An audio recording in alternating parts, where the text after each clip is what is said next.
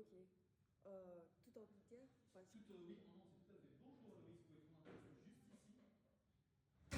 Ok. Bonjour, merci de m'écouter. J'espère que ça vous sera utile. Ok. Apprenez-vous, le texte semble être la valorisation de la philosophie. Pourtant, il faut rendre compte que Bertrand Russell fait partie du mouvement du modern empirisme. Il est logique positiviste du domaine scientifique qui réduit souvent et sévèrement la philosophie à la métaphysique. Je cite emphasis personnel de Hume. Si nous prenons en main un volume de théologie ou de métaphysique scolaire, par exemple, demandons-nous s'il contient des raisonnements abstraits sur la quantité ou le nombre? Non. Contient-il un raisonnement empirique sur des questions de fait ou d'existence? Non. Livrons-le alors aux flammes, car il ne peut contenir que des sophismes et des illusions. Ce contexte exhume les deux manières d'interpréter le texte. Par là, j'attends le premier degré en tant que caractérisation explicite et littérale de la philosophie par Russell et le deuxième degré qui est le coup porté à la valeur de la philosophie qui implique implicitement sa subordination à la science. Excusez-moi, un peu plus lentement s'il vous plaît. Oui, non, non, c'est le stress. Ok. Ces contextes exhument les deux manières d'interpréter le texte. Par là, j'attends le premier degré en tant que caractérisation explicite et littérale de la philosophie par Russell, et le deuxième degré qui est le coup porté à la valeur de la philosophie qui implique implicitement sa subordination à la science. Ainsi, c'est entre ces croisements d'interprétation que l'on découvre le rôle que joue la philosophie dans le fondement de la connaissance. Le titre « Problèmes de philosophie » en anglais « The Problems of Philosophy » implique soit les problèmes philosophiques, c'est-à-dire des questions qui relèvent des interrogations profondes sur la vie, soit les difficultés de la philosophie, plus précisément comment elle ne suffit pas en vue de la connaissance par rapport à la science. Dans un premier temps, Russell annonce la véritable valeur de la philosophie comme incertaine. Dans un deuxième temps, on abordera la description d'un prisonnier qui, dépourvu de la philosophie, s'enfonce dans le dogmatisme. Dans un troisième temps, on verra les moyens par lesquels la philosophie nous libère. Et finalement, dans un quatrième temps, on mettra en exergue l'application passagère de la philosophie libératrice abandonnée dès que nous nous serons remis de l'entendement. La première partie s'agit de la première phrase. La valeur de la philosophie doit en réalité surtout résider dans son caractère incertain même. Deux détails à remarquer avant de commenter sur le caractère incertain sont en réalité et surtout. En réalité implique ce qui apporte des résultats concrets et positifs. Surtout implique une désignation stricte et par conséquent suggère la limitation de la philosophie. Le sens littéral de cette phrase fait allusion au doute méthodique cartésien, par laquelle le fondement de la connaissance commence après avoir fait l'abstraction de tout doute en doutant ce qu'on peut douter. Ça va? Ok.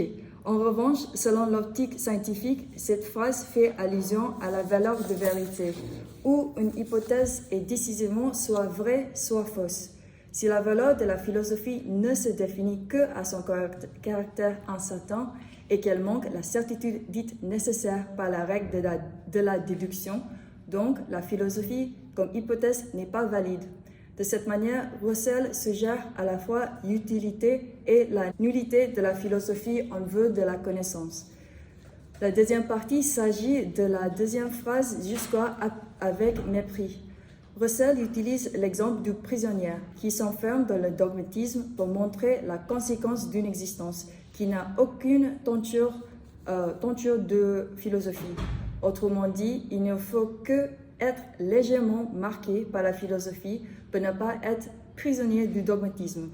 Le dogmatisme est quand on admet la valeur de la connaissance humaine sans l'avoir mise en question, sans justification. Le prisonnier est donc emprisonné et englouti par le relativisme, des croyances habituelles à son temps ou à son pays. Et il fonde erronément sa conviction sur des connaissances insuffisantes, son recours à sa raison, le véritable législateur entre le vrai et le faux. Cette prison relève de la vie quotidienne qui tend à devenir définie, finie, évident, c'est-à-dire décisive, immuable, universelle et incontestable. En se méprenant la certitude pour la conviction, ni les objets ordinaires, le quotidien, ni les possibilités peu familières, l'exceptionnel, peuvent percer cette illusion.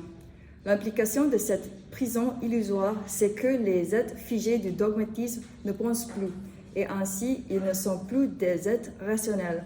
Or, pourquoi pense-t-on si ce n'est que parce qu'on doute? Voilà le secours existentiel crucial qui est la philosophie. La troisième partie commence à partir de ce que nous commençons à penser jusqu'à la tyrannie de l'habitude. Cela n'est qu'en doutant, c'est-à-dire en pensant conformément à la philosophie, qu'on remet nos convictions en question. Pourtant, même si la philosophie fait ranimer l'activité de pensée, elle ne trouve que des réponses très incomplètes. Autrement dit, la philosophie surgit des questions, mais qu'elle ne les résout pas. Elle ne nous fournit pas des réponses avec certitude. Néanmoins, étant donné que la certitude, selon Russell, étant donné que la certitude n'est pas du ressort de la philosophie selon Russell, elle se consacre à proposer des possibilités qui élargissent le champ de notre pensée et délivèrent celle-ci de la tyrannie de l'habitude. La tyrannie de l'habitude fait allusion au problème de l'induction. L'exemple de Russell est, je cite, « L'homme qui a nourri le poulet toute sa vie finit par lui tordre le cou, montrant par là qu'il eût été bien utile au dit poulet d'avoir une vision plus subtile de l'uniformité de la nature. » Donc, rester prisonnier implique poulet mort. De cette manière, oui, les empiristes, de cette manière, la philosophie a pour but singulièrement de nuancer notre vision du monde. En tempérant nos convictions, la philosophie nous libère du dogmatisme qui est l'uniformité de la nature ou l'habitude qui ne permet pas le fondement de la connaissance légitime. Paradoxalement, c'est ce corps dit existentiel que représente la philosophie n'est que brièvement valorisé, voire utilisé. La quatrième partie commence par tout en embrellant notre certitude jusqu'à la fin. En embrellant notre certitude, blablabla, la philosophie accroît normalement notre connaissance d'une réalité possible et différente. En d'autres termes, la philosophie ne fait que troubler notre certitude en introduisant les doutes, puisqu'elle apporte des connaissances qui parlent des autres réalités. De cette manière, en nous donnant les matières qui contrastent avec notre conception sur la réalité actuelle, la philosophie fait disparaître le dogmatisme quelque peu arrogant. En opposant l'actuel et le possible, on s'interroge sur l'attachement excessif à une réalité universelle, immuable et incontestable. Pourtant, Russell insiste sur l'application passagère de la philosophie. Ainsi que dépourvu d'être de l'attente superficielle de la philosophie, le prisonnier est celui qui a jamais parcouru la région de doute libérateur. Cela implique qu'il ne faut que traverser le champ de la philosophie avant d'arriver à sa véritable destination. Certes, la philosophie est libératrice, mais elle n'est qu'un utile provisoire, qu'un moyen. La philosophie ne constitue pas la finalité même de la connaissance. Russell affirme que la philosophie garde intact notre sentiment d'émerveillement quand on est étonné par le quotidien. Ces sentiments d'émerveillement, j'ai pratiqué chez moi en fait allusion aux enfants curieux qui développent toujours leur vision du monde à travers des observations, à l'instar des empiristes. Donc, la philosophie qui suscite l'étonnement libérateur n'est que la préface de la science.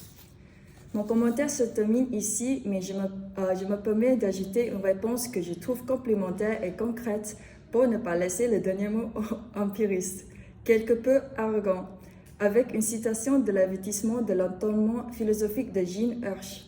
Nous nous gardons donc ici de toute condescendance face aux penseurs du passé, fût-ce les plus anciens. En vérité, leur entendement philosophique radical qui en leur temps était tout neuf, témoigne de la force créatrice et la capacité d'invention de l'homme, ce qui leur a permis de poser leurs étranges questions. Ils étaient des très grands esprits. Ne n'oublions pas, dès le début, nous avons affaire à des philosophes capables d'étonnement, capables de dépasser ce qui, dans la vie quotidienne, va sans dire pour poser des questions fondamentales. Merci.